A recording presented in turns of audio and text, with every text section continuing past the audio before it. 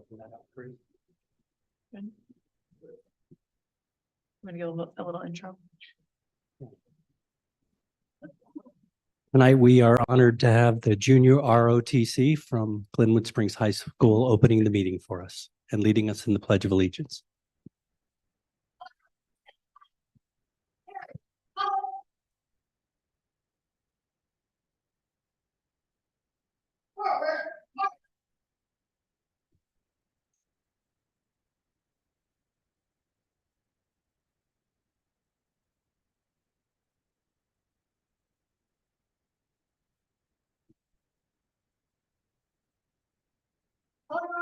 Hold. Mark time. Mark.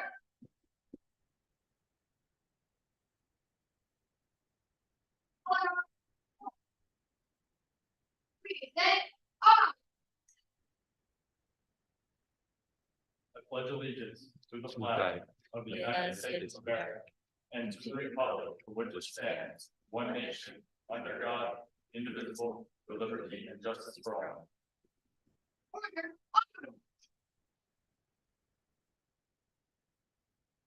Mark time. Mark.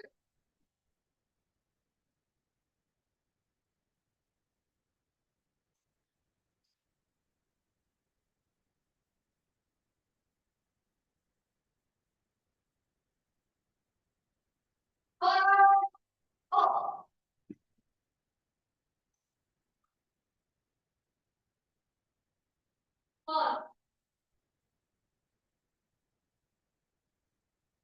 Thank you so much for opening that this evening. The time is 6:22 p.m. and I will call this meeting to order. Tonight we have Director Stepp, Director Ramirez, Director Torres, Director Teitler, and myself present, meaning we have a quorum. Thank you to our interpreter. Would you please share the interpretation instructions with our participants, and we will turn on the interpretation function. The first business in order is the approval of the agenda. Directors, are there any proposed changes to the agenda? I move that we amend the agenda so that the board resolutions honoring Director Stepp and Director Torres be moved until after any items that are pulled for separate vote and prior to policy review. Is there a second to make that move? Second. What time would that be at? I'm not sure, but if we need to adjust again, Okay. we can make a motion to amend the agenda mid-meeting. My family is on their way. I think We'll ensure that everyone's here. Okay, thank you. All right, directors, before you is a motion to approve the agenda with the amendment moving item 12, board resolutions, ahead of item 7, ahead of item 8. ahead of item 8, I'm sorry. All in favor, say aye. Aye. Directors, you've just approved the agenda as amended. Our next agenda item is our opening celebrations and updates by our acting superintendent, Dr. Anna Cole. Well, big thank you to Junior ROTC and the Color Guard. That was really special, and just really grateful for the presentation and for the hard work of the students. I know that takes incredible amount of practice and time and dedication. So a ton of thanks to that team. And also just announce, as I know the Color Guard is involved tomorrow at Glenwood Springs High School's Veterans Day Assembly is tomorrow at 1:30. So all veterans are invited to attend and be recognized by the Demons community. So really grateful to have Junior ROTC here tonight. Couple of updates and celebrations this week, actually kind of a lot. It's been really busy in our schools. I think one of the things that we're definitely grappling with right now is it's cold and flu season. We've had a lot of kids and teachers out. That also happens to coincide with when we are really pushing for immunization compliance. The Colorado state law requires students in our public schools are vaccinated against many diseases. And last week was our deadline for compliance. This is a super complex process that involves our families know, especially our families of kinders and sixth graders know that there's a whole round of immunizations that come at those grade levels. And so it can be a heavy lift. It's pretty confusing. There's a lot. In addition, our schools, once families are making sure kids are getting those immunizations. We have to make sure the school has the data is accurate. Families can also file certificates of exemption. And so there's a lot that our school health team has to check every single file to make sure they're accurate, they're up to date. And we're audited by public health in their annual inspections of all our schools, where they actually look at our compliance list. So it's a massive list in terms of communication coordination. Our health aides are really involved in this. Our family liaisons are involved, our school nurses. Our partnership with Mountain Family and the School-Based Health Center has been instrumental. And I would say as a result, we've now seen kind of 2 years of Roaring Fork School District having some of the highest compliance rates in the region because of this work, because of the partnership. And so just want to really celebrate the work of all those teams, helping make sure that our kids and families are getting access to immunizations, are able to meet those compliance standards. In addition, I think one of the really interesting things that's been happening is through our partnerships, especially for our newly immigrated families, this process can be very confusing to try to get immunization records from another country here, to get those kind of understood and interpreted what they mean with Colorado state standards. But through the tenacity of our partnerships and the support for our newly immigrated students, I just want to celebrate that at one day this last fall, we had 17 newly immigrated students access all their immunizations at our school-based health center. This was significant that our school-based health center was able to do that. Our kids were able to get connected with what could become a primary medical home for them. It's a real celebration of our commitment to partnering with organizations to ensure that our kids and families have access to the tools and resources they need to be healthy and happy and ready to learn. And so big thanks to that huge lift of everybody involved in immunization compliance, especially families who do a lot of that. Additionally, yesterday, we had 200 kids from Roaring Fork High School and Basalt High School participate in the Courts in the Community program, which meant that the Colorado Appeals Court held oral arguments in Roaring Fork High School. And beyond looking absolutely amazing, like our students know how to do business casual really well. They were really prepared. They understood the cases. They understood the context. They asked really tough questions of the judges at the end. I can tell you that the appeals judges and lawyers who were part of the process really had sung high praises of the students at Roaring Fork High School and Basalt High School who participated. Big thanks to their teachers, the social studies department, English department, who really helped the students dig into the cases in advance and really understand the context. That was a big lift from our educators there. And after the appellate judges were at Roaring Fork High School, they moved over to Crystal River Elementary School, where with the fourth graders, they put Goldilocks on trial and had a mock trial for her. It was from what I've heard from Miss Brockman, the principal, it was a hung jury, but the fourth grade judge absolutely convicted Goldilocks. So big things happening with the appeals courts in town. Another celebration this week, the AP program offered through the College Board announced its honor roll recipient schools. This is a program that celebrates schools for their work creating AP programs that are delivering results for students while also broadening access for students. Some of the criteria to be recognized by this award include things like having 40% or more of the graduating cohort taking at least one AP exam, having another criteria indicator is having 25% or more of the graduating cohort scoring 3 or higher on at least one AP exam. And then schools get additional points if the percentage of minority students or students of color taking the AP test represents the school's overall demographics. Only 6% of eligible schools, and this includes the United States, some Canadian schools that offer AP classes, thousands of schools, only 6% receive the top award, and Basalt High School is one of those schools. So Basalt High School was awarded the platinum level AP School Honor Roll Recognition Award. There's only 16 schools in Colorado that receive that highest level. And in the state of Colorado, there's only one of that 16, there's only one other regular public high school. All the other schools that received that award were charter or private schools. Additionally, 6% of eligible schools received the Gold Award, only 26 in Colorado. Both Glenwood Springs High School and Roaring Fork High School were awarded the gold level AP School Honor Roll Recognition Award. This really highlights the hard work and dedication of our students, primarily, who sign up for these really hard classes and stick with it.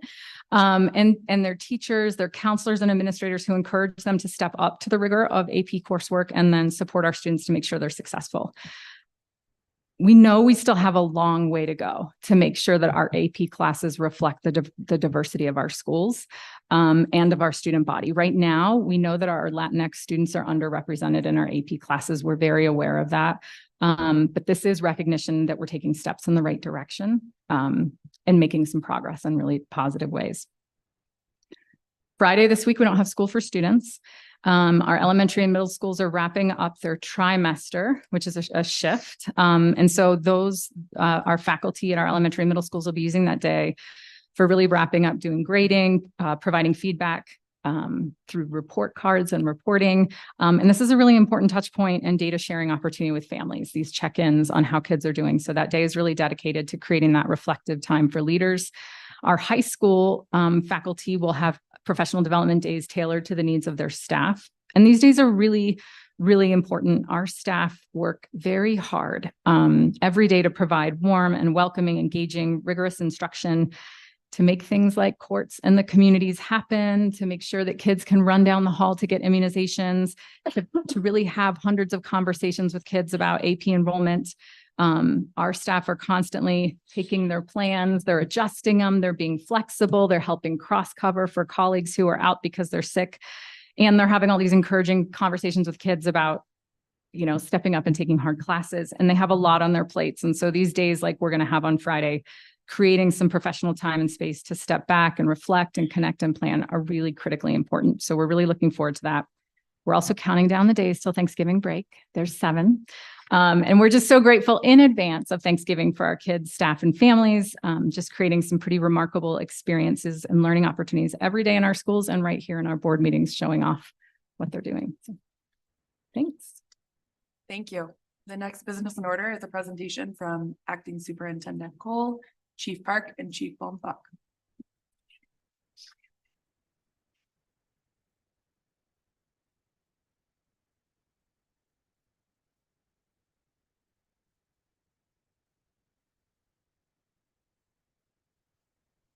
Want to just start with Chief Baumfuck is also wearing multiple hats tonight, and there is an important town council meeting, and he is going to be running over from the 3rd Street Center. So if we get to his section in this, maybe we move to comments and discussions on the first 2 sections and then do his part next. Does that sound right? Okay. So just wanted to do a quick update on our strategic planning process, and then we'll jump into Chief Park's update on the Unified Improvement Planning. As we've talked about quite a bit, we are right now in the process of doing our 2024-2029, designing our strategic plan. We're working with attuned education partners in this work. They are our facilitators. They're really helping coach our team through the process. What we're going to end up with through this partnership with Attuned is some really well-articulated strategic priorities, initiatives, deliverables, and then a strategic management implementation plan. Our target date for that, as you remember, is February, January, February. So just wanted to give folks an update of where we are. We are solidly now in phase 3 of strategic planning, where we're really looking at some of the feedback we received through the initial community input sessions. Some of the Attuned has also reviewed all of our student achievement and growth data. They also are really pulling together the data from when they've done classroom visits and looked at our instructional materials. And we are about to head into the next round of focus groups with our community. And so just want to make sure folks are aware of and paying attention to staff and family newsletters that are going to have another set of dates and opportunities for folks to learn what we're learning through the organizational diagnostic. What we're going to be doing at those meetings is looking at district strengths, district growth areas. We're going to look at some draft strategies and priorities. And then as the board might remember, we'll be doing a deep dive on the organizational diagnostic with Attuned at the upcoming board work session on the 29th. And so just making sure that this is in our board meeting materials and agendas, these upcoming dates for having community input. We'll have separate sessions for Roaring Fork School District staff, followed by sessions for students and families. in each of our communities, we'll have, there'll be interpretation, food, childcare at the meetings. And so more details, there'll also be an online opportunity, and there'll be more details in the staff and community newsletter. And then, of course, we'll dive in at our next meeting. Okay.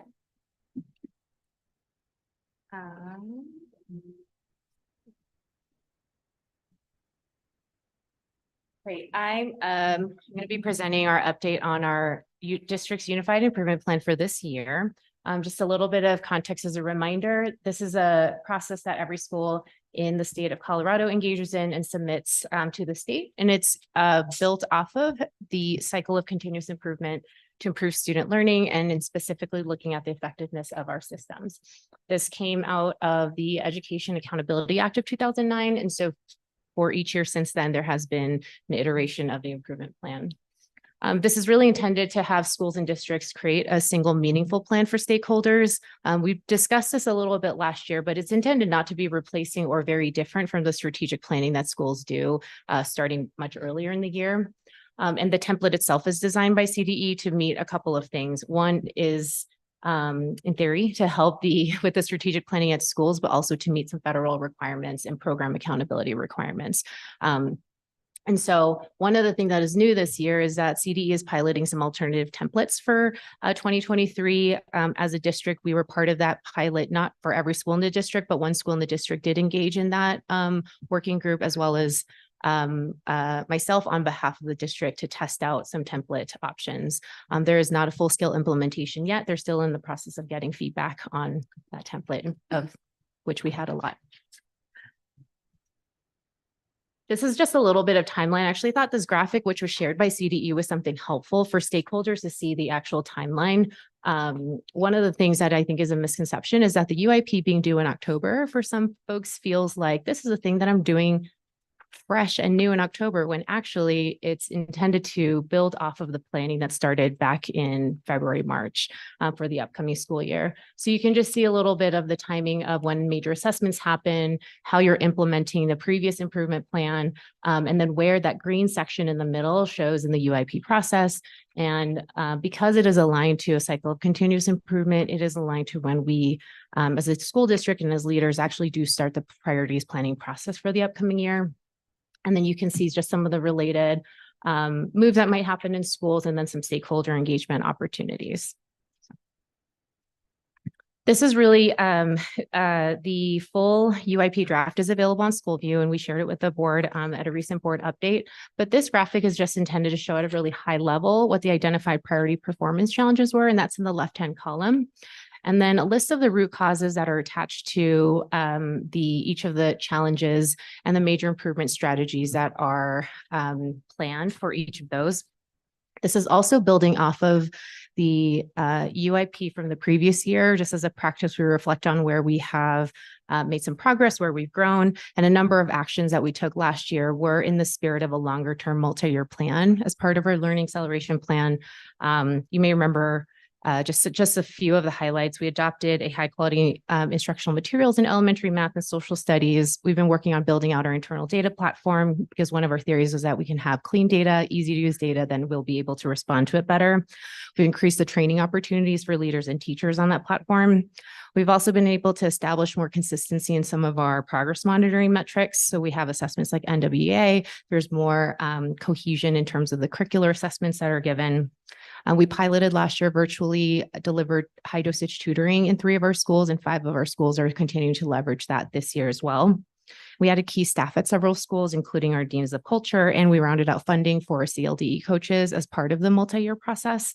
And we've also shifted our school calendar. As we just mentioned, Fridays are one of our first newer dates that we added last year for professional development and for teachers to be able to have some meaningful time to work on report cards.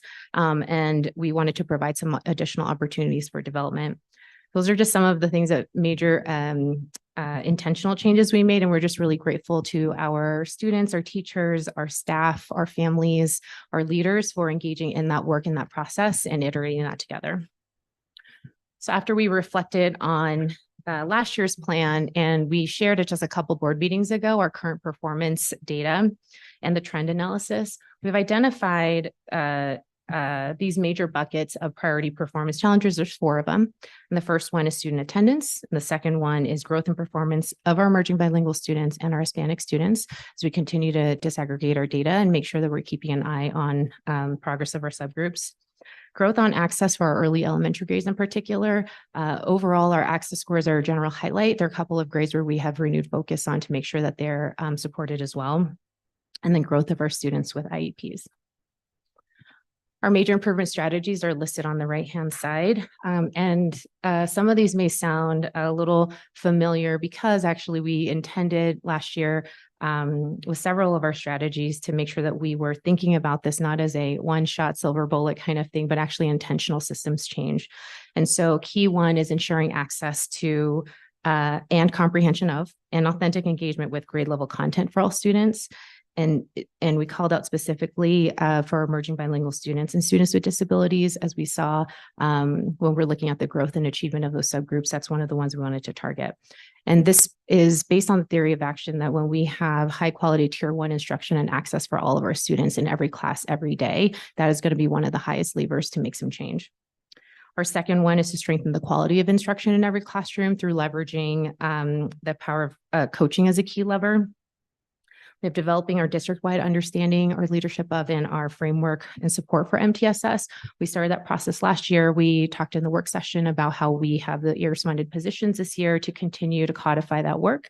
And there's been a lot of intentional work this year to make sure that we have our systems in place, our evaluations in place, our forms in place to support our students.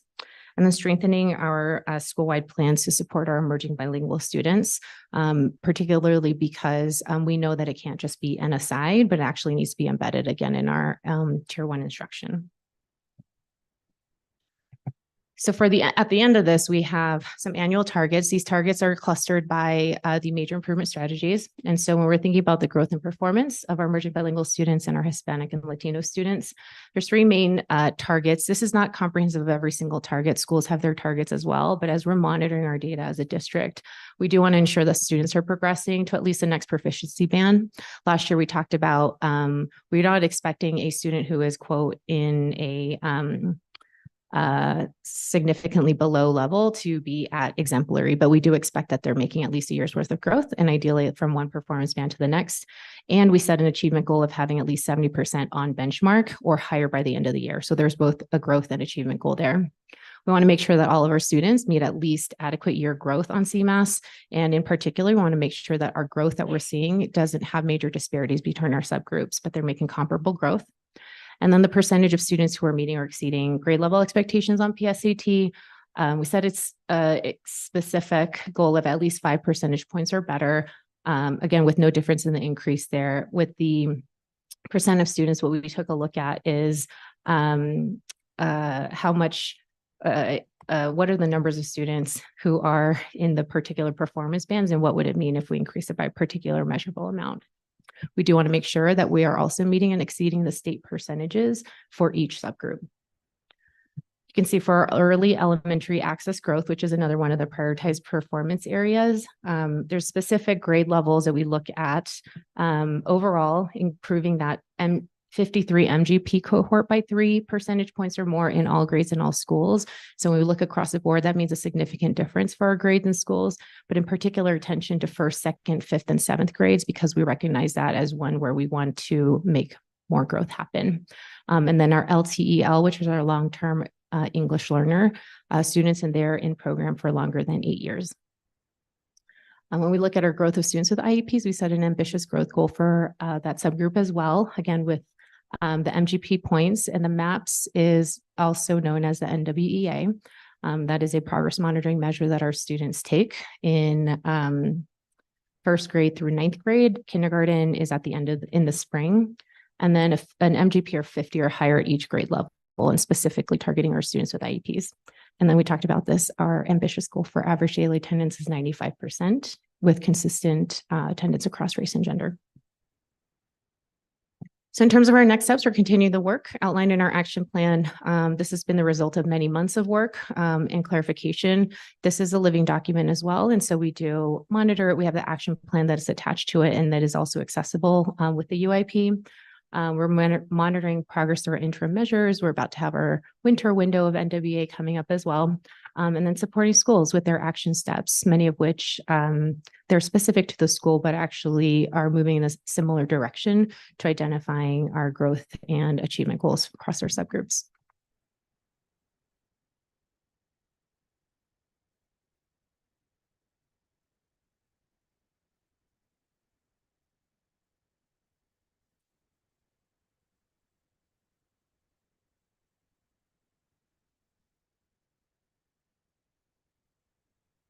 Thank you. Good evening, everybody. Nice to see you all. Quick update on our pathways to homeownership. And first thing I'll say is this is merely an update. This is not a proposal. We've just had one meeting of the housing committee where we talked about this, and it was really just an initial kind of glance. So this is a good opportunity to get some initial feedback from you all on what we might do. More research on and more discussion about, or any things that we want to steer away from. I'll say that it makes sense to me as I dive into this, that this has been the harder part of our housing strategy, pathways to homeownership. It's really complicated, and it's going to involve, I think, a real mixed bag of different approaches. It's not going to be a one strategy kind of thing. The way that rental housing is pretty straightforward. You buy it, you rent it, you can control the rents, that sort of thing. It's going to be really different from that. So what we've explored so far, they're listed here and they're in your packet, but to quickly run through them. The West Mountain Regional Housing Coalition is a new group that's really getting its legs under it, I would say, but every municipality in the Roaring Fork Valley has joined. Pickett and Eagle counties have also joined. CMC has joined. It's on RAFTA's agenda for tomorrow to potentially join. And so one thing we could do is join that housing coalition. It comes at a cost. It's $20,000 a year fee to join so that they can cover their administrative costs. They don't have a source of funding right now. They don't have a tax base or anything. So that they can actually have some staff. They have a half-time person right now doing the work of really advocating on a regional basis for housing solutions that aren't just each municipality, county, and employer doing it on their own. You had expressed interest right when I got into this role in the summer in exploring specifically a down payment assistance program. So far, what I'm learning is that's probably going to be best managed by the housing coalition rather than internally, where there's pooled funds. There's a lot of expertise. It's really complicated to manage a program like that, the paybacks, all the legalities of it. And some employers have gotten into those programs and then gotten out of those programs. And so rather than kind of a start stop, that might be a good way to leverage, a lot of other organizations with similar goals. And their first thing that they're doing with the housing coalition is a buy down program where they'll contribute and you buy down the price of house, say from $800,000, you buy it down to $200,000. So it's now a $600,000 house. And then somebody can get down payment assistance toward that. And then it's price cap going forward. So that's one idea. Another is to find either a new position or within existing staff, one person, I think, who is like a housing navigator, who they are the one-stop shop for all these things, and helping that person develop like relationships with realtors, relationships with all the different affordable housing opportunities that already exist in the Valley, so that they can say, oh, you work in this school, you should apply for this one. And you live in this community, you should apply for this one as well. That stuff's really hard for folks to navigate. And I think we could actually do a lot there for not a huge investment. And also managing, like we have an internal list right now going that's not really very managed. It's just a Google form and a spreadsheet of rentals and ownership opportunities that the community wants to provide to our staff. So I think that could be a staffing investment. I think building on our partnership with Habitat for Humanity that was really successful at Basalt Vista, but expanding that to other locations. They have a couple projects going right now where they're looking for gap funding. So it's like if the buyer of the Habitat home brings, say, $250,000 to the table to buy it, but the unit costs $400,000 for Habitat to build, there's a $150,000 gap. By contributing that $150,000, an employer like the school district can get sort of right of first refusal, where every time that comes up for sale, one of our employees gets a first crack at it. And then you're sort of part of a larger pool. And then there's the development partnerships. We've talked about Flying M. That goes before the county commissioners again on Monday of next week. We'll see what happens there, but those are long processes. The earliest move in right now projected for Flying M is 2028. So you got to be really thinking long term, but there are other potential partnerships like that. Big questions that I think we need to grapple with are the pros and cons of tying homeownership to employment, where when you lose your job, you lose your house. I think that really challenges the definition of homeownership as most of us think about it. But it works for us in some ways as well, as far as making sure that we always have that housing that we invested in dedicated to our staff. And that's the model we have at Basalt Vista. But when people are talking about homeownership, they're often talking about something else that allows them to stay there long term. How to support staff entering free market housing. Down payment assistance seems to be really the main one there. So I think that that's something to explore further. And then funding sources. We don't have a dedicated source of funding to generate this right now. We've really allocated our existing revenues from our rental stock to the certificates of participation to pay down Meadowood and to take care of the units that we have. So those are some outstanding questions. That's just a quick overview of kind of where we are, and we're going to meet again next week and continue to grapple with those. So look forward to your feedback. Thank you. We'll now move into board discussion, 2 minutes per board member and 5 minutes open. We'll start with Director Stepp. Thank you. Superintendent Cole, I just had a question about the strategic planning process and where we are. And I'm assuming that the Attuned is giving you feedback as far as engagement so far. And then is there like, are we redirecting or pivoting to try to reach groups that we haven't reached yet? Great question. I would say overall, our participation in the focus groups that were round one are pretty much like half and half in terms of Anglo Latino. We had a stronger turnout in our focus groups of Latinx students and a stronger turnout of Anglo parents. So we're going to work to better balance that in round two. And so it will be a more robust community input session that we anticipate. And that'll kick off kind of November 28th through December 14th, those meetings. So yes, we are definitely going to be doing more and more targeted. And they're the ones that collect all the survey data and kind of.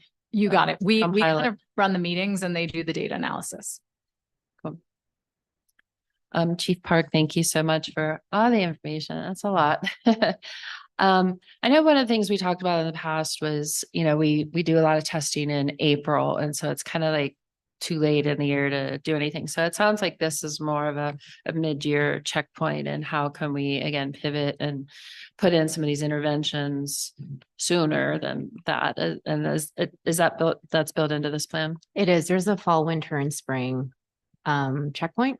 And so it's used both to identify students who might need intervention, to gauge if students are on track to hitting goals in like CMAS or PSAT, which we actually don't get information about, as you know, until August. So it's intended to be more informative sooner.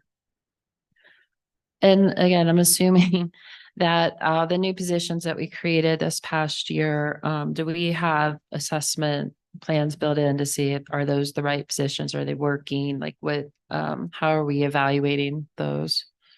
Yeah, I think, rounding out the funding for our CLD coaches was more so that we can continue and actually expand the support that's already in the schools. I think for the deans of cultures, there's a targeted work on our culture plans, working with attendance and our tier 1 supports too. And so we're keeping an eye on, I almost don't want to jinx ourselves because we're in November, but I will say there's some major discipline things that happened several times by this point last year that we have not experienced. Great, thanks. And Chief Bonfock, I was just curious about the housing committee and what their excitement for these new opportunities are. I mean, obviously, it's a lot to work through, but are they excitedly engaged in it? Yeah, great question. Thank you. So we expanded the housing committee this year. We just put out sort of an all call and said, you know, there's some different demographics and communities that weren't well represented. And so we specifically asked for people that were interested in this work and that kind of diversified the perspectives on the committee. So we have some new folks on there and they're excited about it. And we're kind of probably going to separate into two subcommittees, one focused on updating the housing guidelines and the other focused on pathways to homeownership. But so far at the couple of meetings we've had, they've all wanted to be engaged in all of it. So we've stayed together as a whole group. But I think next week we might kind of split up and specialize. Cool. Yeah, we'll have to let us know how the county commissioner meeting goes. Yep, for sure. Thank you. Thank you. Director Ramirez. I'm gonna go backwards. Makes sense. I wanted to ask, Director Bonfog, for the 50,000 that we're proposing for the housing navigator, was that just using the FTEs or how did we come up with that number? Yeah, I mean, like I said, these are really not even proposals yet. They're just ideas. And so I was just thinking if that was half of a job that required $100,000 or so with benefits and stuff, then just starting to try to put some numbers behind what it might cost to staff something. Okay. But this was shared already with the housing committee? Yep. Okay.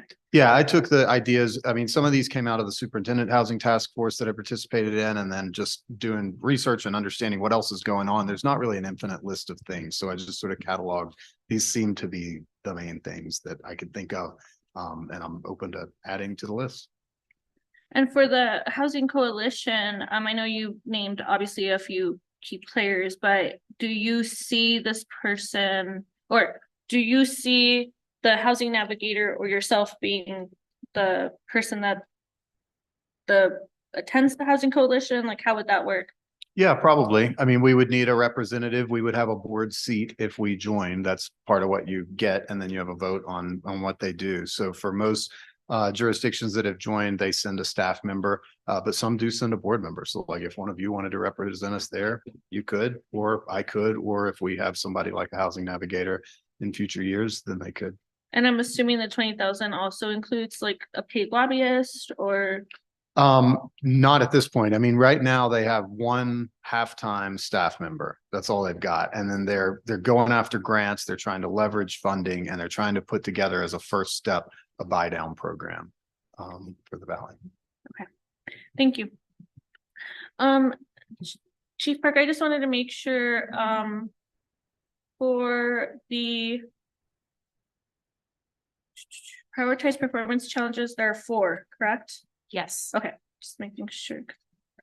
And I also just wanted to ask, when you said the living document for the UIP, I just wanted to make sure, like, are we talking about the UIP that the living document that lives as the website UIP, or is this something separate? Because I've heard you guys refer to our UIP on the website as a living document. So I just want to know, is this separate? Is this something? No, sorry, when I meant website, it's CDE School View, all the school. Got it. Yeah. Okay, And when I say living, it is editable at any time, right. including the one that's publicly posted. But it doesn't live on our website. Oh, no, I don't think so actually, but can probably put a direct link to it.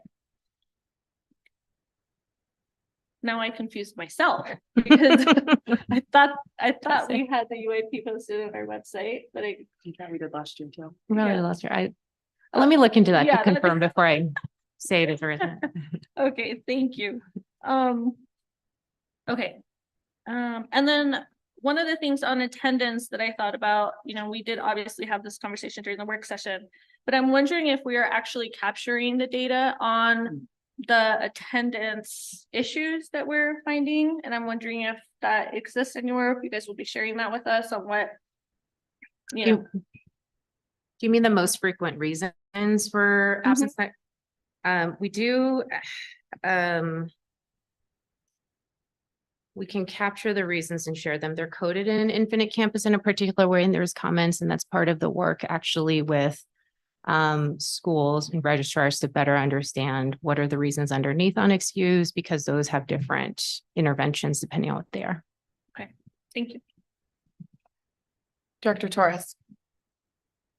Yes, so I'll start with the Unified Improvement Plan. So I would say I really liked that color-coded timeline chart as well. That was the first time I'd seen that. And it really gives a great visual that even though it may sometimes feel like we're in it now, the work began in earlier parts of the year. And I think that this has been a process in my last 4-year experience is probably the most highlighted aspect of the last 4 years, is that we've come so far in really addressing how do we approach improving our schools, improving our district, and here are the strategies. So thank you for that. And I think, yeah, this tool I think is a great visual for others as well. I'm like, oh, I can't take credit. CDE made it, but I'm You're glad that sharing it's it, helpful. so I thought it hey. was really helpful. And I'm like, this is actually really great to illustrate that. It is really great. I mean, even being part of it, I was like, oh yeah, oh, Yes. good reminder. And I would say too, getting back to that one chart that you had showed about the root causes, I think that that's an element of all of these practices that is really, really crucial to just be mindful of sharing with our families, with our communities, that the actions and the processes are really to get to the root causes. And I think as much as we say that, the interaction with parents and with schools will seem like they are much more understandable, right?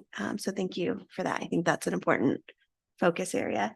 I did want to mention to Chief Bonfalk about the ownership, the pathways to ownership.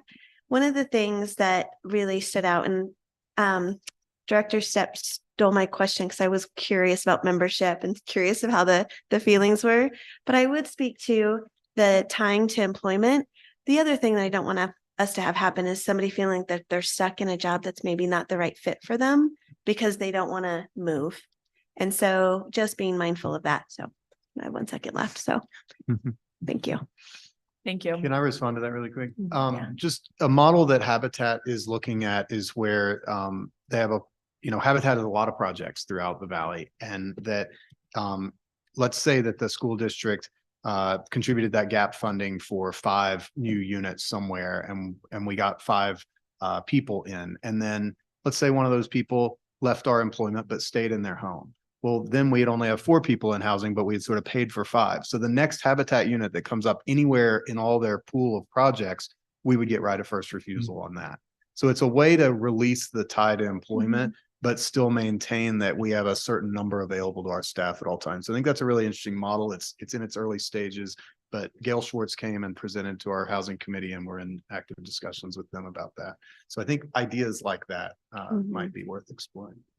Yeah, I think again, innovative solutions are much needed when you have a complex issue like housing. Director Tyler.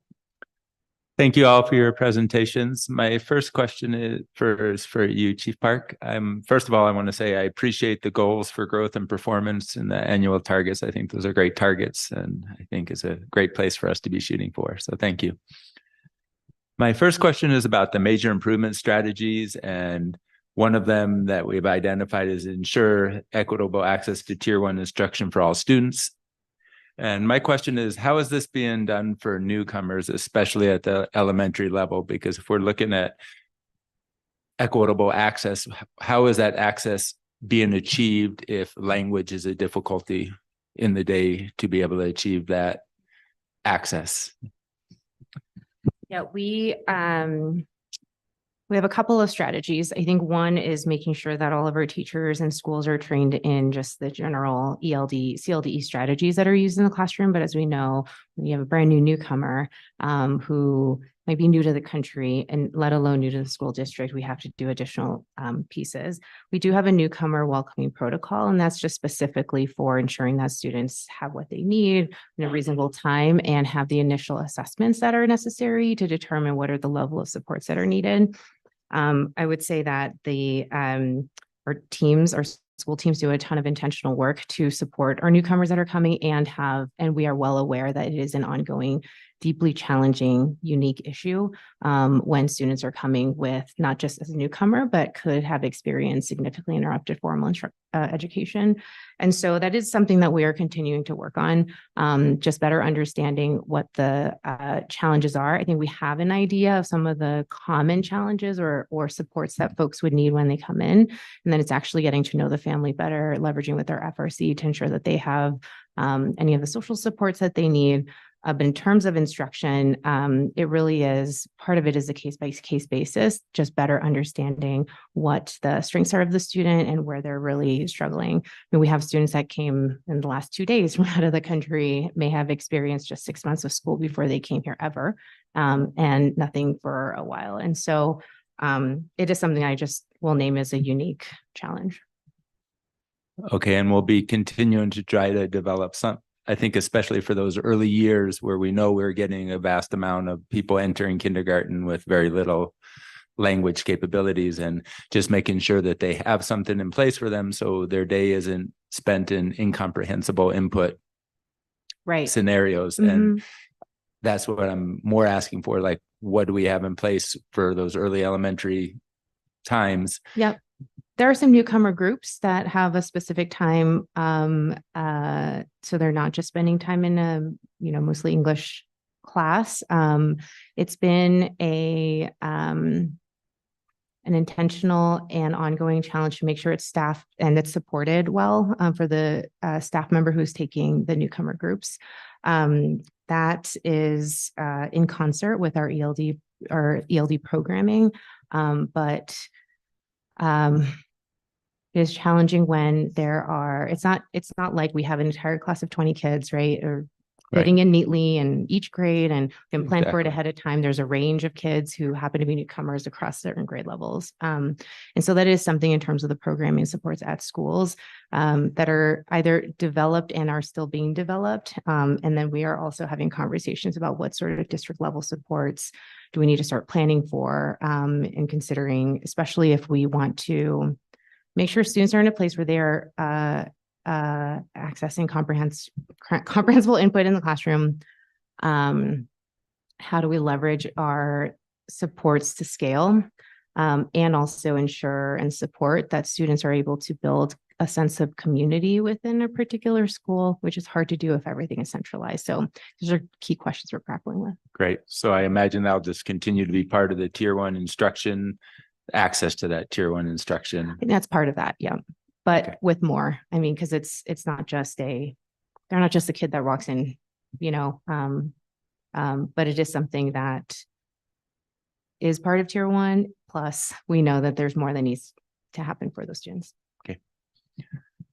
Then the other question I had, Chief Park, is about the increase of having an MGP of 50 or higher for students with IEPs. I'm curious of how you came up with the 50 number, because in theory, if they had a 50, just keep them level of where they were, and that wouldn't be having them increase towards getting beyond where they are at this point. So how is it that you came up with 50 as the number instead of something higher than 50? Because if they're behind and their median growth is 50, they're still as far behind as when they started. So why 50 as a number there? Well, we looked at where they are currently, and if it's significantly below the 50, we thought that first we want to make sure they get at least up to 50 or making comparable growth for that year versus falling behind further each year. It's also not across the board that every grade level has like 42 or 47. Some grade levels are higher, but we thought at least as a minimum of 50 is reasonable, and then pushing up higher the following year. Okay, thank you. Thank you all. I have a few follow-ups. Thank you for the update on the strategic plan. I'm really looking forward to our deep dive. I don't have questions on that, but just once we have new members onboarded and ready to join in that conversation, I think that's going to be a really interesting piece of this process. So thank you for all the work on that so far. Chief Park, on the UIP, I just want to echo Director Torres. I greatly appreciate the work on the UIP and the difference that we've seen in the work on this, and specifically the targeted, measurable ambitious goals that we saw both last year and this year, and being able to see movement towards those goals, I think for me means a lot. And it's very helpful for us to see exactly what is happening and what steps are being taken to get our students where we want them to be. So thank you for all of the work on that. I think that the DAC will be here to present their feedback on the DAC in December, or on the UIP in December. So I just wanted to make a note of that for the public. And I don't have any specific questions on it, so thank you. And then for homeownership, Chief Bombach, a couple of questions. I know that you just jumped in this summer on all of this. Were there any previous conversations that you're aware of about pathways to homeownership? Yeah, for there staff? were, and I kind of went back and looked up what had been discussed, and it was really focused on, I mean, so I want to acknowledge, first of all, our successful partnership with Habitat at Basalt Vista. Like that's what we've done with homeownership so far. And it's really successful. In addition to that, the exploration of a down payment assistance program was the main thing. And it really kind of came to a full stop because there's an organization called Lended, I believe they're called Landed. Yeah. And so you're familiar with that. And they stopped making these loans as interest rates rose. So the interest rate change really kind of threw off their whole business model, I believe. And then it was just sort of a feeling of like, where do we go next, was what I could tell from talking to people and reading back on some meeting notes and stuff. Okay. And then I guess the other thing that I just want to stress too is when the board brought this up and gave this direction in March, I think we all feel and understand the urgency of this. And I think everybody does. And so I just wanted to re-stress that. I think that I know that we're losing staff, consistently because of housing.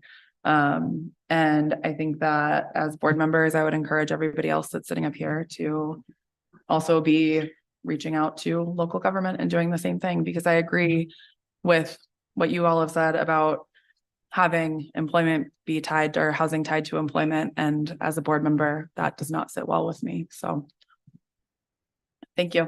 We'll now have 5 minutes of open discussion if anyone has anything else to add. I had some follow-up questions, if I may. Superintendent Cole, the last meeting we had, I had asked for an update on the attendance for the 10 meetings. Do you have that? We can put it in the update, the board update with the actual numbers for the meetings. Yes. Okay, and if we could just make sure we disaggregate it as well. I It think is, that's super yeah. important. It's disaggregated right now by Anglo-Latino adult student.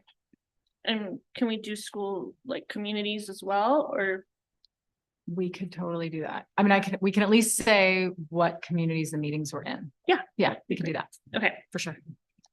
And then I also just wanted to ask, and if we could have the meeting dates added to our calendar. I think it's really important just for us to be able to have them so that we know when it's happening. I think it's, if you guys could do that, please. Thank you. Sorry.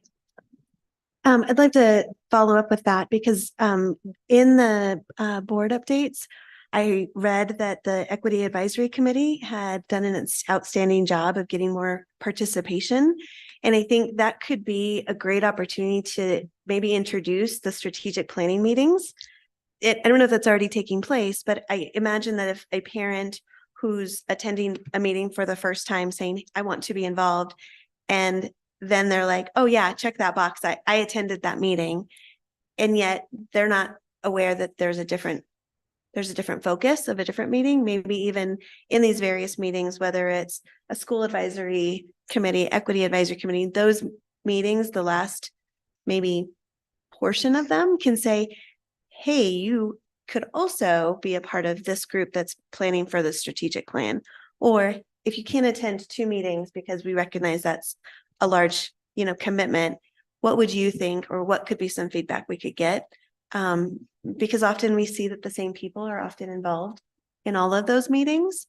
And so maybe tapping into the folks, especially if they had a great turnout with what Medina, Kelly, and Sonia have done. One of the things that we're going to do a little bit more intentionally, and I think our timing with the round one coincided with the timing that a lot of our advisory committees were starting. So it's really hard for them to give us time. But this time around, we're actually pushing those focus group sessions on, like, we're taking over their agendas with permission to the Family Advisory Council, District Advisory Council, Equity Advisory Council. RFCEA is going to host a special meeting. Like, so we're really going to push into some existing to do just that, and then keep those community sessions more of like an all comers. And definitely we're always using those big open meetings to say, boy, you had a lot to say. It would be really great to have you join this additional committee. So we always see those as really great opportunities to, help folks get more comfortable in district leadership. Thank you. Chief Baumfuck, can I ask one other follow-up question about the housing committee? Has there been any kind of discussion yet towards home ownership about how those people are going to be chosen? And is that a thing that your committee is looking at talking about? Like, if when we do get to that place, how is it that we're going to choose who is first up on getting to have that home ownership? And is that something on your agenda to be talking about? Yeah, I'd say it'll depend a lot on which programs we pursue. So like, if we end up with a staff member, again, either within an existing role or as part of a new role, who's kind of the one-stop shop, I think that they would just be connecting everybody with opportunities. And then things like partnerships with Habitat would follow the same model that we followed at Basalt Vista, where it's, there's qualifications and you apply. And then if there's more people that are qualified than there are units available, there's essentially a lottery. The buy down program is unique in Eagle County, which is the model for that, in that buyers come to you as the organization with the buy down money and say, hey, here's a house that I'm ready to buy. I'm willing to partner with you, and I need this much for the buy down, and then I'll agree to the deed restrictions. So it's not us selecting buyers, it's buyers coming to us. So I think each one's going to look a little bit different. But yeah, it's definitely like different systems that we'll need to work out over time. And then one more question. Have you explored at all with your committee about trying to find a way to reach out to people who are wanting to sell their homes and trying to maybe sell them to the school district at some kind of discounted price? Is that another thing that you're working towards? Yeah, that's the kind of thing I think a housing navigator would be able to do. Like, the reality of my role, I'm the only person who has housing as a direct part of their job, is that I'm just not able, I don't have the capacity to be helping people on an individual basis. And so we outsource that to our property manager and stuff for our rentals. But I think managing a database like that, and even like for staff, if you want to sell your home, sell it first offer it first internally. And maybe we pair that with the buy down program. We're ready to buy down the price of any existing staff member's home. Like, we needed somebody to manage that kind of thing. Thank you. Thank you all. Thanks. At this time, we would welcome members of the public who have signed up to address the board. There are no speakers signed up tonight. Members of the public who wish to share their views with this board may always do so at any time in writing. For this evening's public comment, we received 2 written comments. Oh, excuse me, 3. There was another one this afternoon. The next business in order is the approval of the consent agenda, which includes routine personnel, minutes from our previous board meeting, and policies EFC and IHBIB. Directors, are there any items that you would like to pull for a separate discussion and vote? Hearing none, do I have a motion to approve the consent agenda? I motion to approve the consent agenda. Second. Call to vote.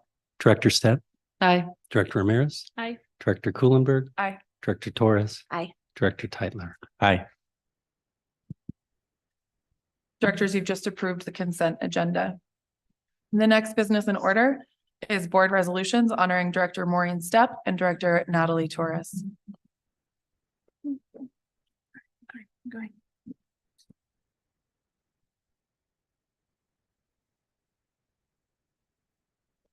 Yes, is there a motion? I make a motion to approve the board resolutions honoring Director Stepp and Director Torres.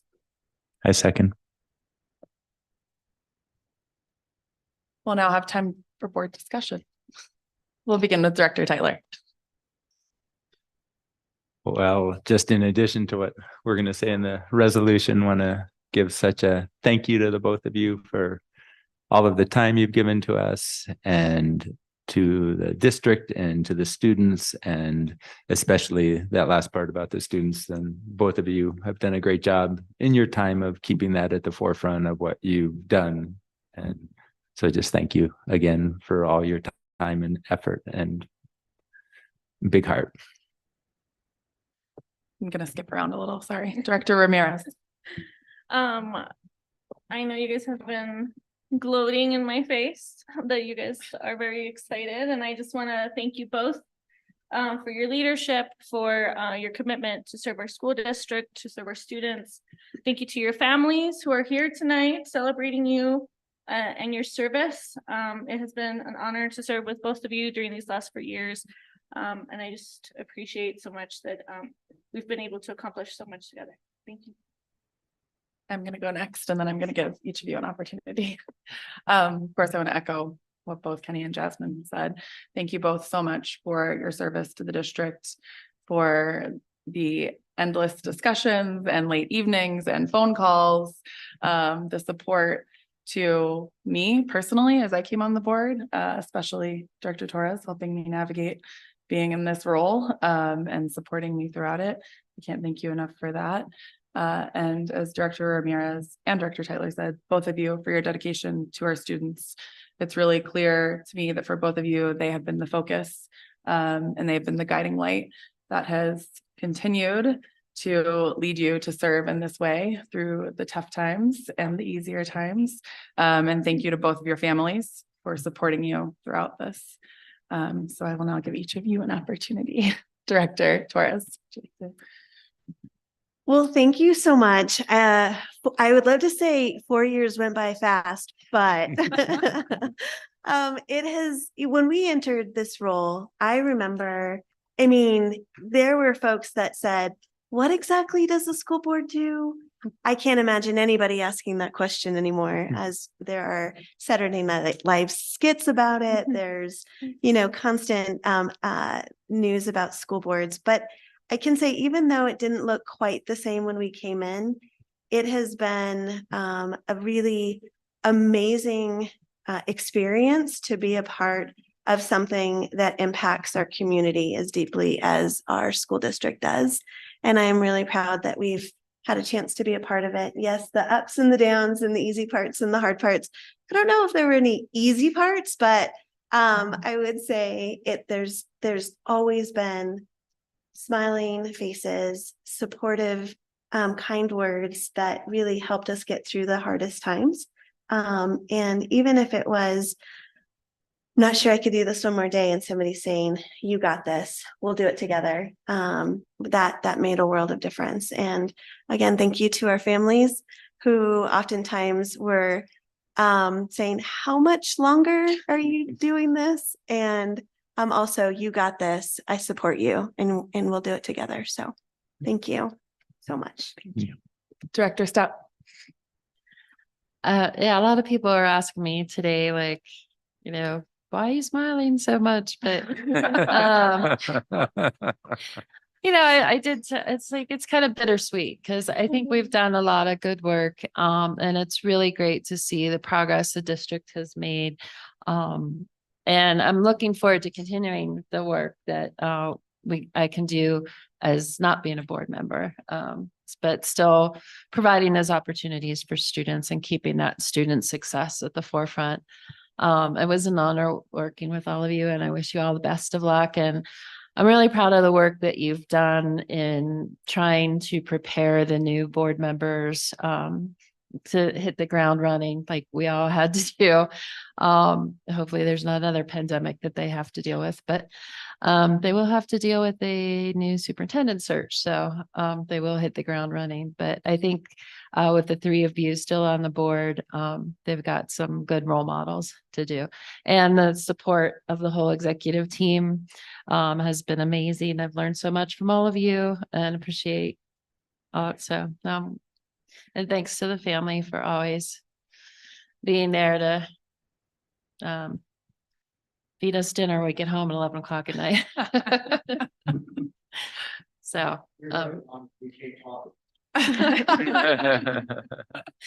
so thanks. Thank you. Chief Landon, would you call the vote? Director Tyler, Aye. Director Kuhlenberg, Aye. Director Ramirez. Aye. Do I keep going? Yeah. Director Torres, Aye. Director Stepp. Aye. Motion passes. We will now read the proclamations. Director Ramirez, would you read this one? And I will start with this one.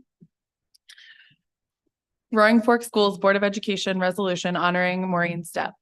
Whereas Maureen Stepp has served on the Roaring Fork Schools Board of Education for 4 years, has represented SES, RVS, and BRHS, has served on numerous committees, and has dedicated her time and energy to our students, staff, and community in countless ways as a community-oriented and thoughtful leader.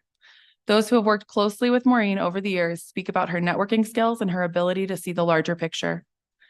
Whereas Maureen has made a significant positive impact on our schools while always putting students first, this has been exemplified by her work on the Colorado River BOCES, where she engaged in work committed to ensuring that each and every student is prepared for success in school, career, and life. Board President Catherine Kuhlenberg said, "I appreciate how Maureen has been committed and student-focused in her work on connecting the district to the community to ensure greater opportunity for our students."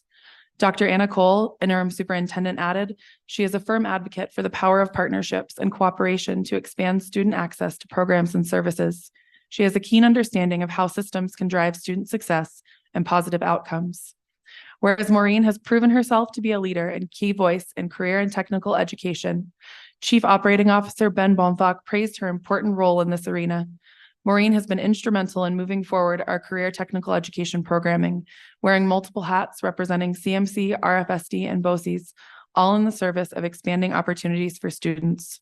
Her work in CTE has contributed to student opportunities to explore career options and acquire the technical skills and knowledge to work towards industry-recognized certifications and high-demand careers.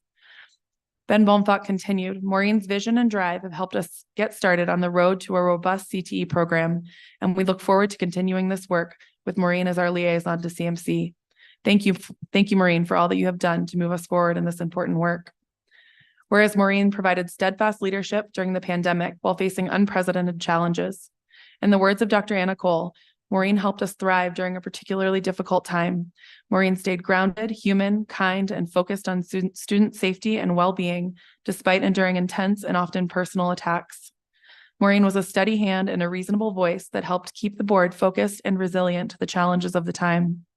Dr. Cole nicely summarized Maureen's contribution during this difficult time. Maureen helped us move through the pandemic with both our internal and external stakeholder relationships steady and ready to move on.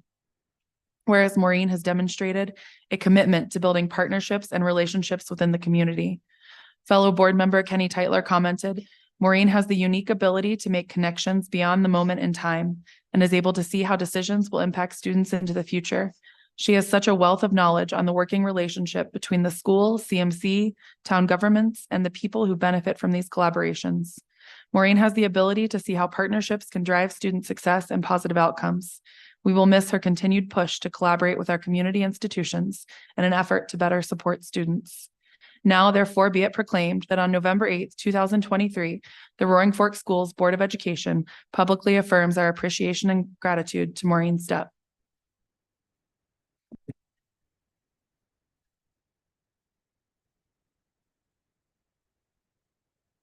Read them. Okay. Roaring Fork Schools Board of Education resolution honoring Natalie Torres. Whereas Natalie Torres has served on the Roaring Fork Schools Board of Education for 4 years, including serving as board president and board secretary treasurer, being a representative for CCS, TRCS, and Glenwood Springs High School, and dedicating her time and energy to our students, staff, and community as a passionate, knowledgeable, and solutions-oriented leader. Those who have worked closely with Natalie over the years call out her smile, authenticity, wisdom, and heartfelt contributions. Whereas Natalie has devoted herself to improving the culture of the Roaring Fork Schools, in the words of Interim Superintendent Dr. Anna Cole, "I appreciate the joy and humor Natalie brings to her leadership, relationships with stakeholders, and community roles.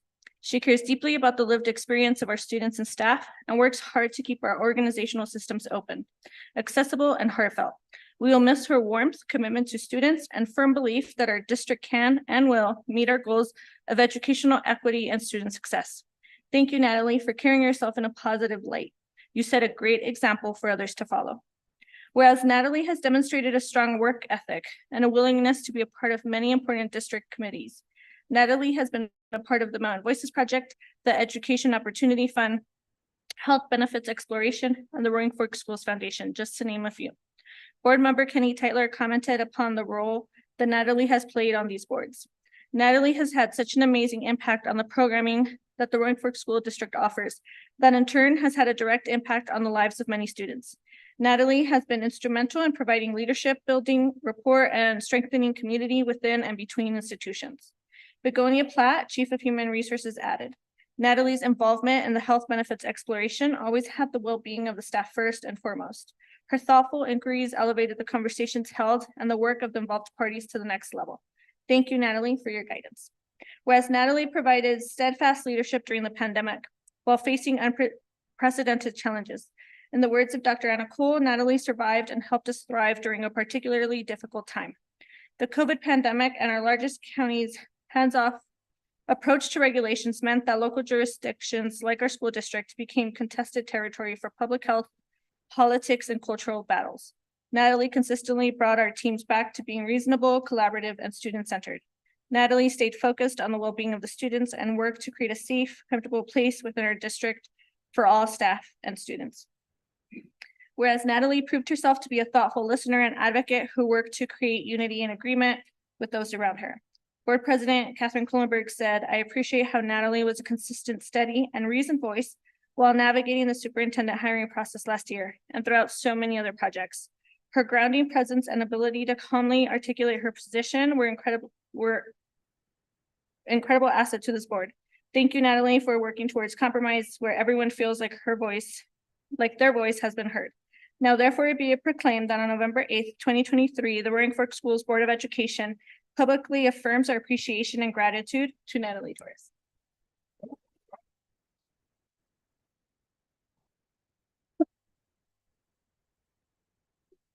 I'm going to ask that we take a 5-minute break so that they can connect with their families, and then we'll reconvene. So we'll return at 7:37 p.m.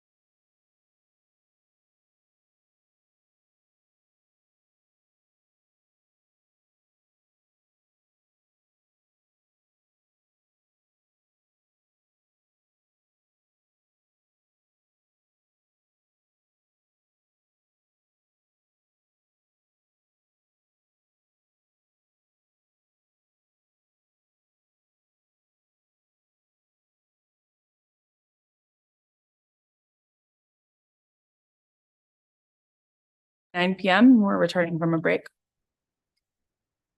The next item on the agenda is 2 policies on first read. The first policy is EBCE, school closings and cancellations. The second policy is GBA, open hiring, equal employment opportunity. Both are on first reads. They do not require a vote. We will have 2 minutes for each board member and then 5 minutes of open discussion. And we have Chief Platt here, and I'm guessing Chief Baumfuck is our other. Thank you. We'll start with Director Torres. And so this is not referencing then the delayed start, or are we? It is. So I can't talk about the delayed start. exhibit, yes. Okay.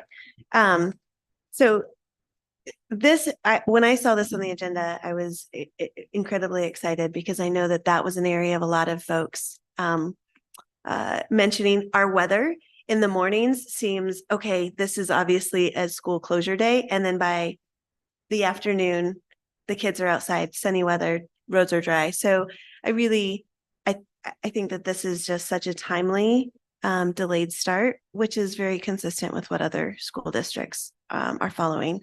I would, just out of curiosity too, as we were talking about attendance and all those other things before, how does the early start then also impact attendance if families just have to be at work and they no longer can get their kids, to school or to the bus stop or whatever it might be, just being mindful.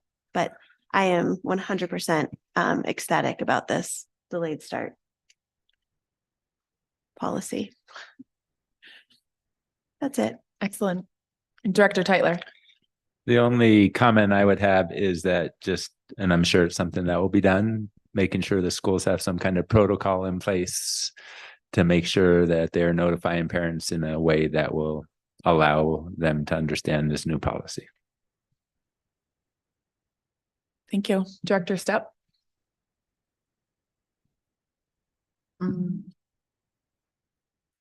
I was just going to say, I'm glad we went back and looked at the survey responses that we did last year.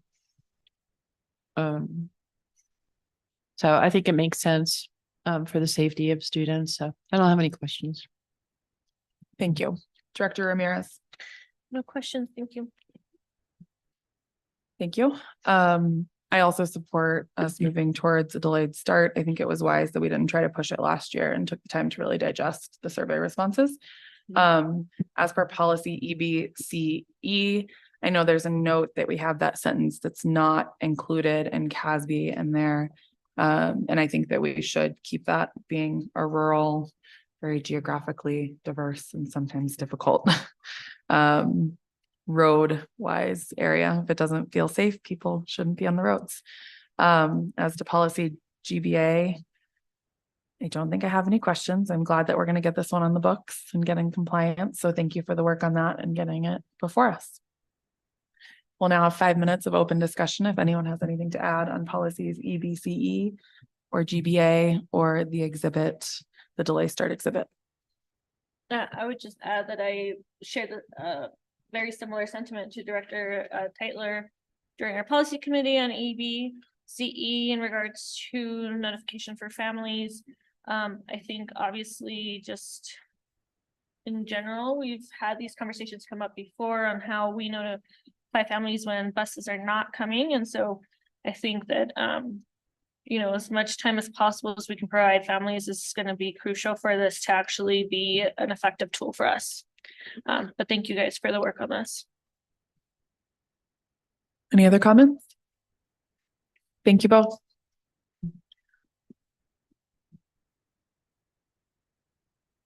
The next item on the agenda is quarterly financials presentation and discussion with Chief Markham.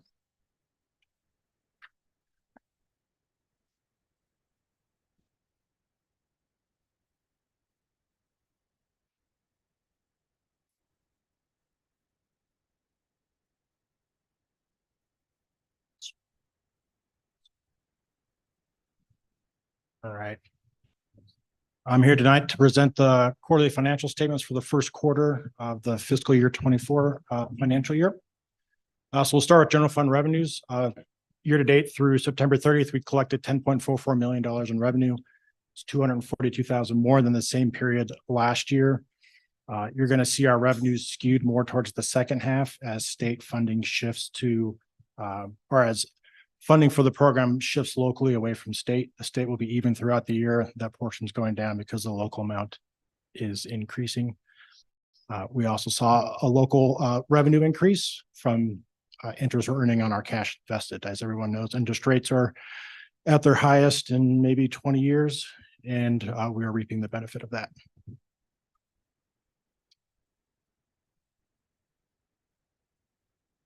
On the expenditure side, typically what you can expect to see is 25% of the budget spent each quarter.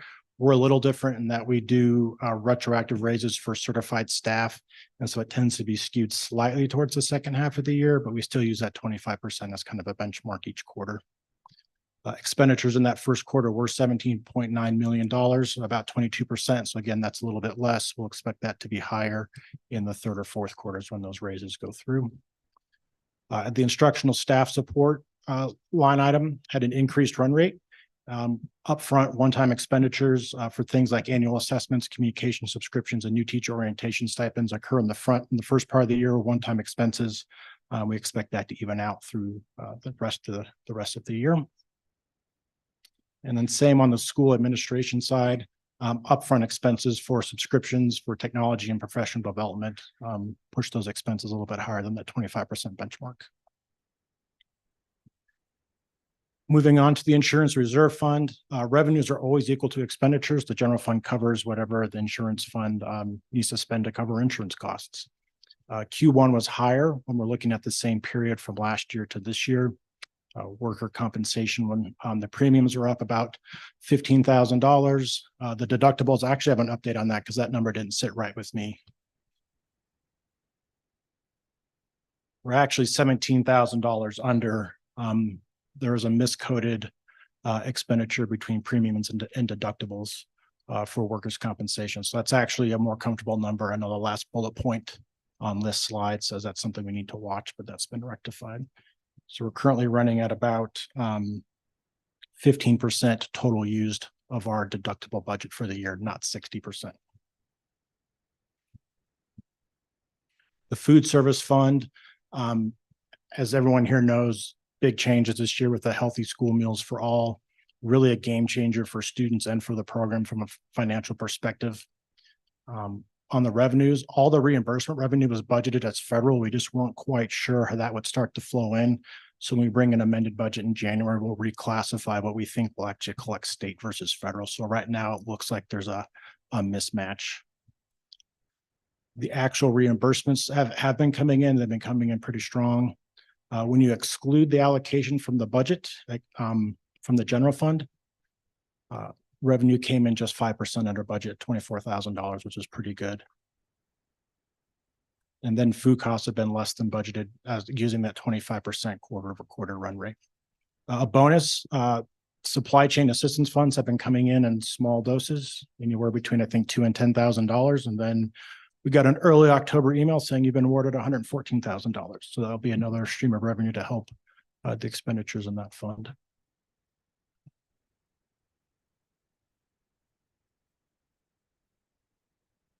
Next up, we'll talk about the capital projects fund. This is a fund where we manage all of our large capital expenditures, whether it's boilers, sidewalks, roofs, playground updates are managed out of this fund. The large project this year is the Meadowwood Housing Fund. It's been ramping up. I know Director Tytler's been sitting in on those every week, and we've been seeing a lot of progress, and progress means expenditures. We've tapped a little bit of our contingency to fund certain projects. There's been some HVAC chillers that need to be replaced, and we're looking at somewhere between 45 and 50 weeks lead time. So we're having to place those orders now with down payments. And then the CMS gym bleachers, they were split between fiscal years. We expected that expense to occur last year. It got pushed into this year before that project was completed. And then some cost containment on other projects and projects that have not been as expensive as budgeted have benefited the fund and put some funds back in. Yep.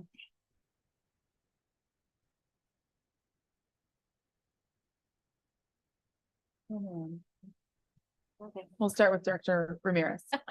Oh my God, I don't know, but I'll go. Thank you, Chief Markham. I appreciate that you caught that. I think, you know, as a board, we obviously appreciate when we have some questions and you answer them right away. So thank you. I did have, and I was hoping that on the financial summary, you were gonna go over it. There were some numbers that you coded in red. And so I just wanted to check in with you about some of those numbers. Do you have that document? Okay. So those are the overages I explained around the instructional support, and Okay. the red just means that they were above that 25% benchmark. And again, a lot of those were one-time expenditures for supplies, stipends that occur once a year. We expect that to even out throughout the remainder of the year. And so the other services under the insurance reserve fund are directly tied to the insurance. Yeah, It was 240. 0.59%. 0.59%. On page. It went from an actual of 798,000 when it was budgeted at 331,000.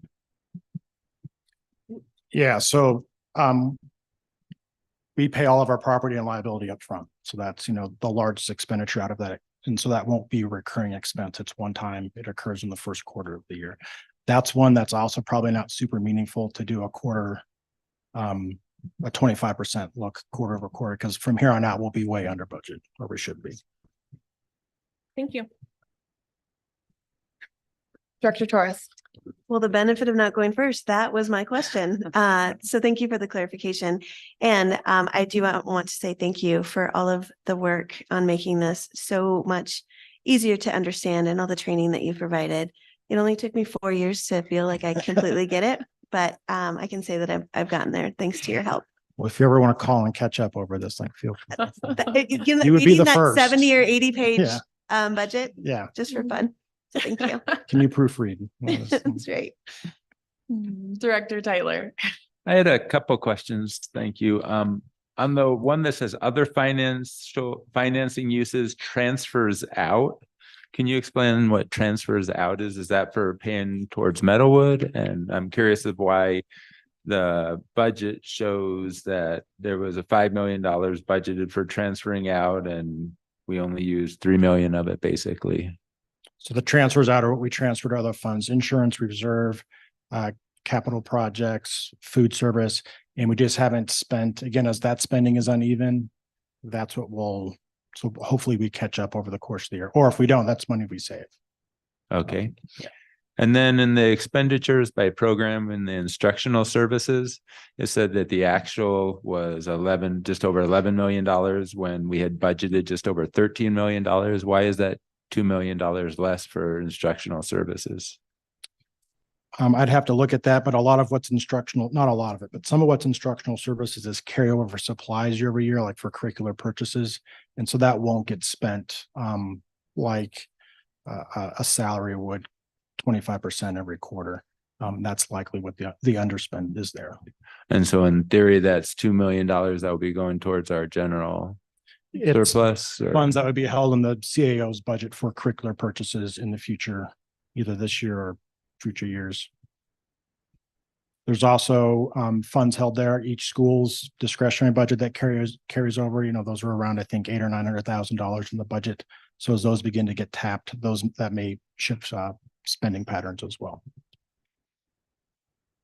Okay, thank you. Director Stepp.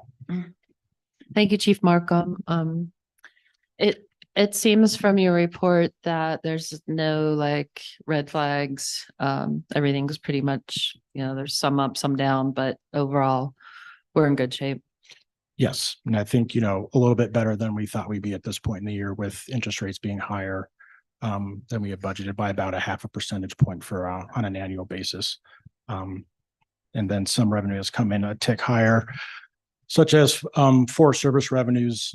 They wind up being a small part of our budget, but they do add, you know, $100,000 to the budget.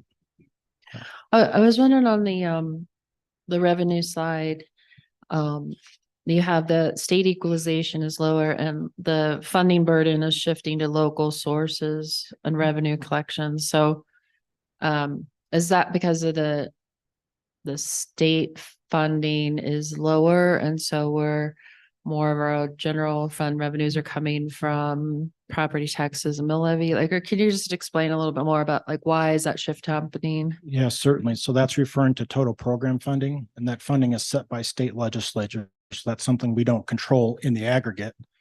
The first source I look to fund that amount that is set by the legislature that they vote on is local property taxes. So as that amount goes up, the state backfills less.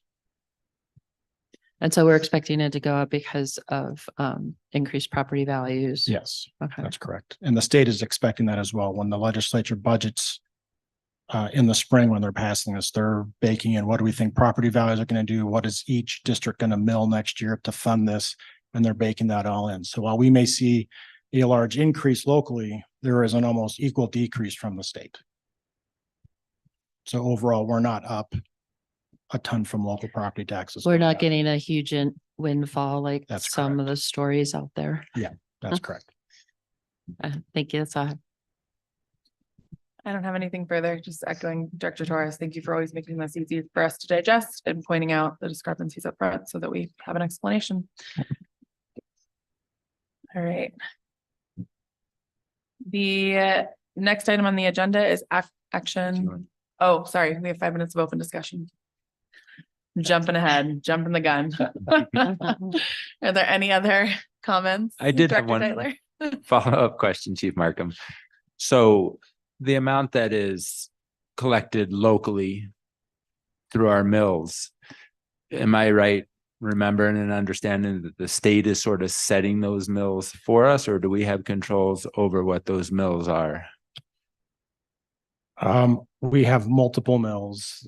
But like not the ones that we've asked for as like beyond that we've gotten for special. For the total program, that is set by state law. So the total program one, we cannot change as, We can with very punitive action from the state. okay.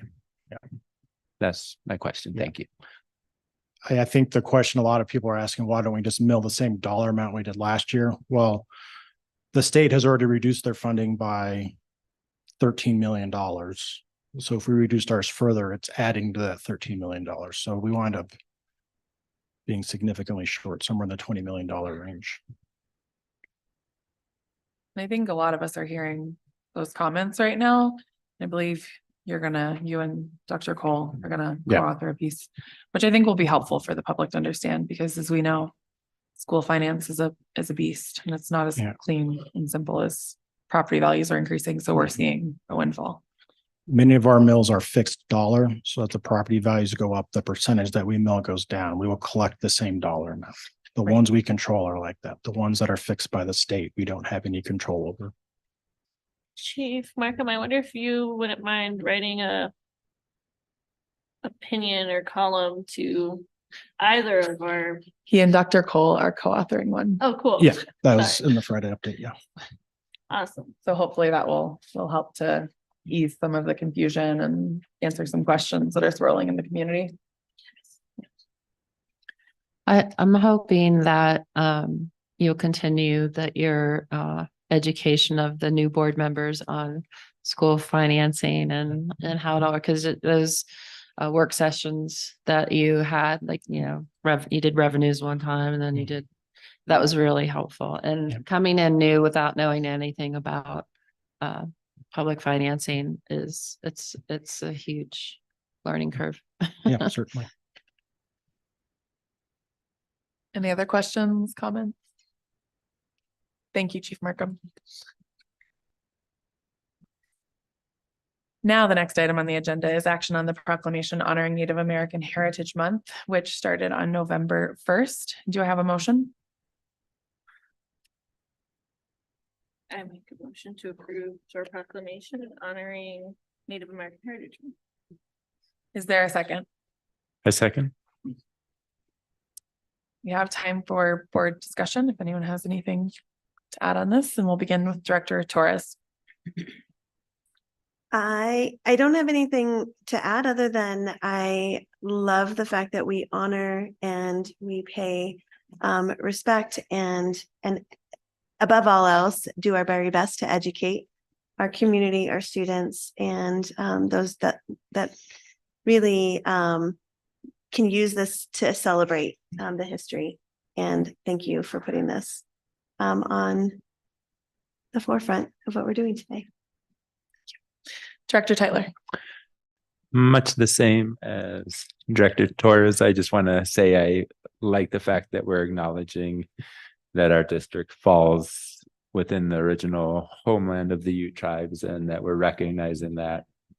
And I think that's important for us to share as a district with our students to understand and look at those who came before them.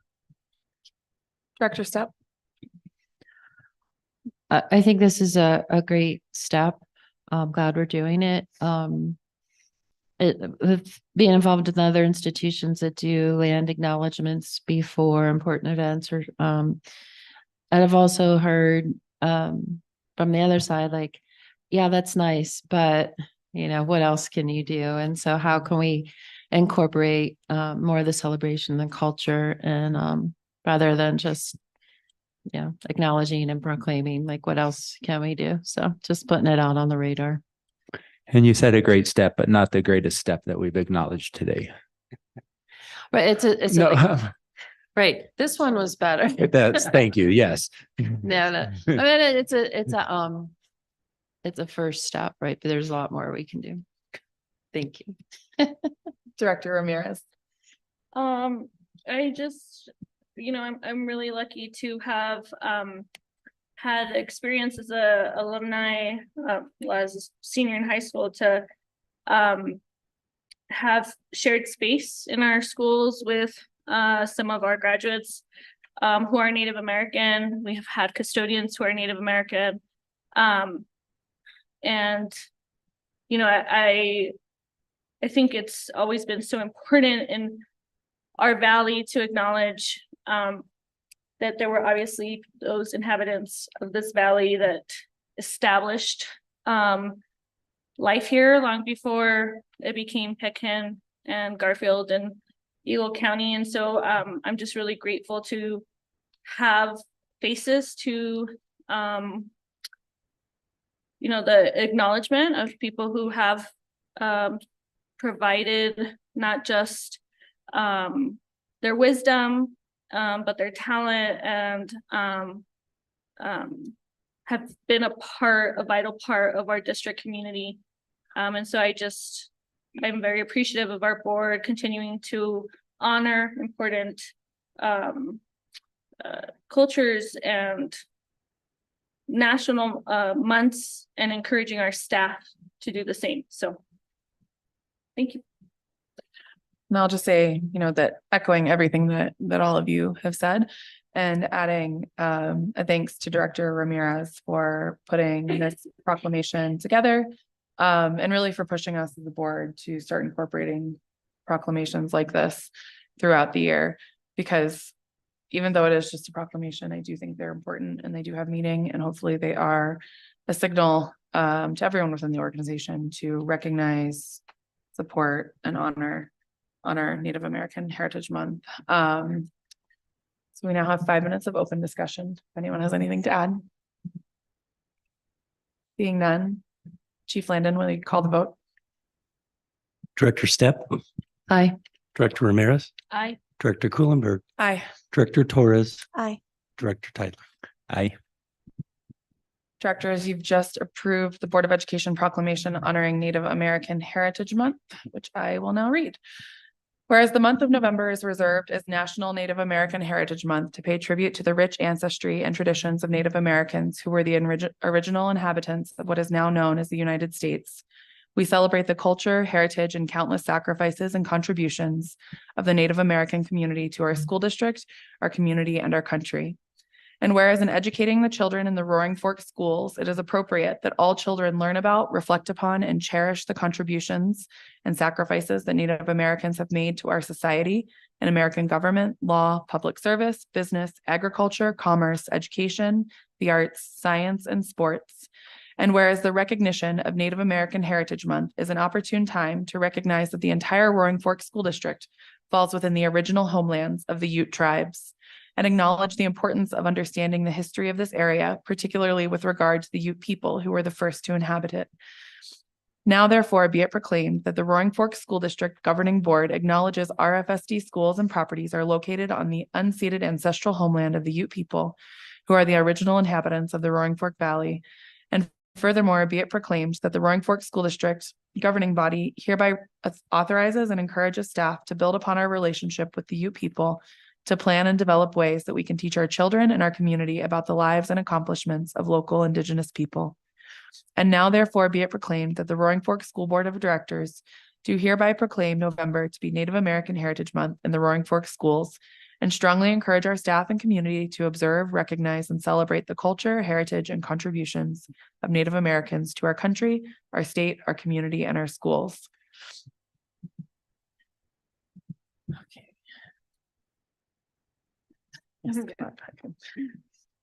Directors, the next item on the agenda is action to appoint Dr. Anna Cole as interim superintendent. Do I have a motion? I move to approve, Appoint. appoint Dr. Anna Cole as interim superintendent. I'll Sir. second. We'll now have 2 minutes for each board member and 5 minutes of open discussion before taking a vote on approving the interim superintendent contract. Starting with Director Tyler. I would like to just add, as we approve Dr. Cole as our interim superintendent, about all the positive feedback I've been receiving throughout the district on the job that you are doing, your interaction with the staff and the teachers and the students, and that people have felt very open and comfortable in their interactions with you. And so thank you for being that person that people are feeling good about having you as our interim superintendent. So thank you. Director Stepp. I just want to echo what Director Tyler said. When we needed a superintendent, an acting superintendent, you didn't hesitate. You stepped up and said, I'm happy to help. How can I help? And so creating, making this official with as the interim superintendent with the contract is much deserved. And I've also heard the same feedback. What a breath of fresh air and professionalism. And we just thank you for keeping the district moving in the right direction. Director Ramirez. I just echo the thanks of my colleagues and, I think just for the community, one of the things that I think is important to note is, we did make a intentional decision with our interim superintendent's contract to have it prorated. I think it's important for us as a board to acknowledge that this role is a lot of work. And so thank you so much for stepping up and being a leader in our district. Director Torres. Well, I'm thrilled that you are going to be the interim superintendent. Along with, I think all of us up here have heard just amazing comments and experiences in your leadership, in your caring, your compassion, your articulation of how to be what the leader needs us to be in this community. And when we were going through a time in which, okay, what's next? It wasn't even, let me think about it. It was, what can I do to help? And I think that is reflective in all that you do. And so thank you. I'm really glad that I could be here to be a part of this today. So thank you. And of course, I would echo everything that was said already. I think the job that you've done as our acting superintendent has been phenomenal. And it feels great to be officially hiring you as our interim superintendent to see us through this school year. I'm incredibly grateful for the way that you've handled stepping into this role and the steep learning curve that you've taken on head on. And to be able to work in partnership with you through that has been a really lovely experience so far. So thank you for being there, not just for us as a board, but for everyone within our district, because I think that is the sentiment that we hear, is that you are there for everyone. And I look forward to continuing this work with you throughout the year. So thank you. We have 5 minutes of open discussion if anyone has anything to add. Chief Land, oh, go ahead. I would just also add, thank you also for being in a difficult position where not only are you having to act as our interim superintendent, but also having to wear your other hat of student services. And I recognize the difficulty of that. And so thank you for really doing double duty. Chief Landon, can you please call the vote? Director Tyler, Aye. Director Torres, Aye. Director Kuhlenberg, Aye. Director Ramirez, Aye. Director Stepp. Aye. Directors, you've just approved the interim contract with Dr. Anna Cole. Our next business in order is board reports and comments, and I'm going to lump in here appreciations. We will begin with Director Torres. So I don't have any board updates, so I will start with my appreciation. I would like to appreciate Director Ramirez. I recognize that we're being honored for the last 4 years served. You have served alongside us these last 4 years. You've gone through the pandemic, you've gone through hiring a superintendent, all of these things that we didn't expect when we started this journey together. And your commitment to continuing and courage to continuing is reflective of the dedication and the passion that you feel for our district. And you're taking it in your professional career to the next level. So I really think that you have really demonstrated and modeled what it means, really what our district needs. And thank you. I very much appreciate it. Yeah, and so, if you ever need anything, you just call. We can all three chat and it's like allowed. So Director Tytler. Just a quick update of Meadowood just continues to go great. It seems like they're doing a great job over there, moving along quite fast. Pretty much having roofs up on 2 of the buildings, looking to dry in by the end of next month for most of the buildings, possibly not the one that got a little bit of a late start, but it seems like they're doing a great job and things are moving along really well. As for appreciations, I want to give 2 quick appreciations. I know Dr. Cole already mentioned about the courts and the community program appeals courts being at the schools, and I got to sit in on that, and it was really a great experience. It was great to see how well dressed the students were and how involved they were. But I also want to give a shout out to the 2 teachers who perhaps did the legwork getting that appeals court here. And so thank you to Mr. Moore at Roaring Fork High School and Mr. Allen from Basalt High School, who were instrumental in making that happen. And then secondly, I would also like to say congratulations to Director Ramirez. Again, as is mentioned, already doing her 4 years and signing on for 4 more.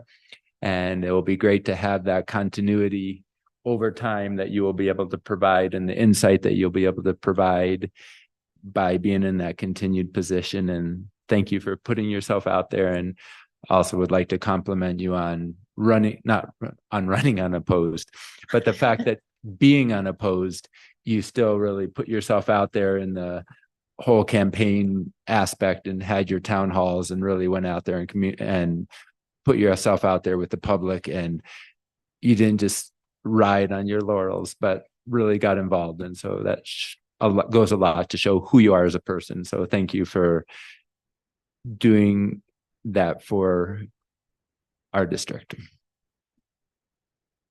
Director Stepp. I guess the one board report is that the Colorado River BOCES board did not meet. this week, last, I can't remember. They postponed it again. So I'm happy the next meeting's on the 28th. I'm happy to still attend that because the new board won't be sworn in yet. If you know who's going to be the rep, it would be great if they would go with me, kind of as a handoff. But we can talk about that. So some things bubbling up there. I think that's all the reports I have right now. So my appreciation is, yes, for Director Ramirez as well. I echo what everyone said, but for everybody that ran. So all four of the other candidates, I don't think it's been confirmed yet, but I think we know the winners. But yeah, all four of them that, again, put themselves out there, ran a campaign. It was professional and never really got off the tracks like we see some campaigns do. So just kudos to all of them. And I wish the two new board members the best of luck. And we're here to help and mentor however and when is needed. And thank you to Director Kohlenberg for manning the gavel. So Director Ramirez. Thank you all. I wanted to just ask really quick. I don't know that we've met the chief of safety yet. And he was here one night. did I miss it? Was I not here that night? But I just wanted to make sure that, I know gentleman's been here a while, so it would be nice to just have on our board comments, there was a comment about that. And so it reminded me of all of the stuff we haven't tackled yet. And so that would be awesome to have it in a future agenda. And I just want to make sure to bring that up. I just wanted to echo the gratitude to everyone who was part of our school board races. It's been such a truly there is no way to explain the last 4 years. To really describe it. Interesting. But I have so appreciated the emphasis on us not just voting in general, but really caring about school board races, especially in our community. And so, I appreciate the leadership, and I think we all have obviously understood the immense amount of work and commitment it is. And so, tonight, more than anything, I want to appreciate your guys' families because, I know, and I shared it quite a bit with our newspaper team and, even with the spouses that were at an event last night. My husband was there with me and had my back, but secretly wanted me to lose. I definitely think our spouses, our families, our children, they feel so much. They sacrifice on behalf of our district as well. And so I'm so appreciative of your guys' families for sharing me with the district and allowing you guys to give so much time on behalf of our students. So thank you both, and thank you to the families of our incoming leadership who will soon share their spouses with our district community too. Thank you. I wanted to end with also a thanks to everyone that ran.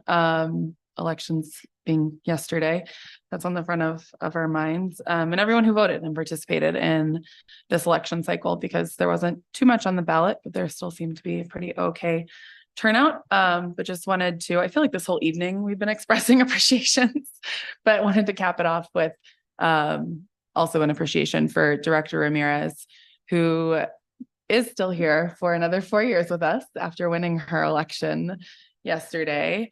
And just share publicly how grateful I am, not just for her leadership and her role on the board, but her mentorship to me and countless others through her role at School Board Partners, and the impact that she's having nationwide on preparing people to sit in these seats.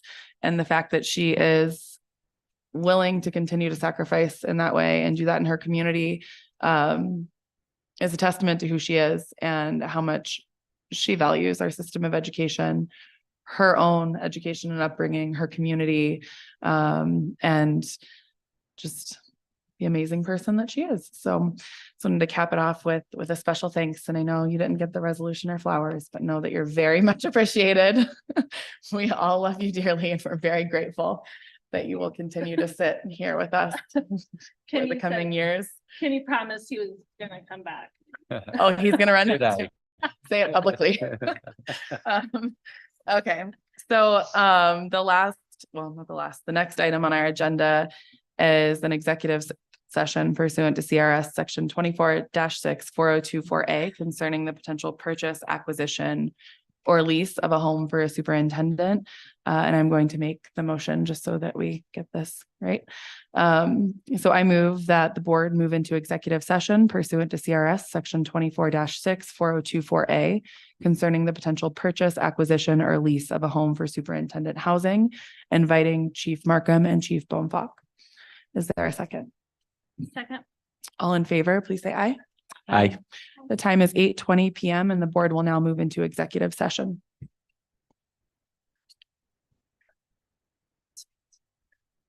We're going to come back and close out the meeting if you